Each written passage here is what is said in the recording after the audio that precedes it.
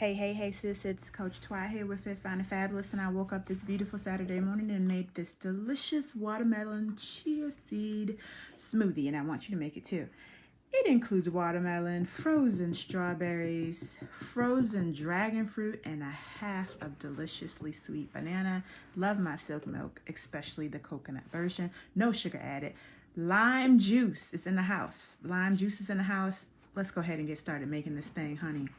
So we have that watermelon cubed up in the blender. Now we have the frozen strawberries. We're adding them. The dragon fruit and the banana goes in as well. Here comes that lime juice. It adds so much additional flavor. It enhances all the flavor, honey. And here comes the coconut milk. We're going to put it in. It helps to make things smooth. All right now. And then here comes our delicious chia seed. Yes, it is a superfood in the house. It also makes it yummy and creamy. Look at that. Beautiful. You're about to see a beautiful Look at that. Yes. Sprinkle it on top to make it look like watermelon seeds.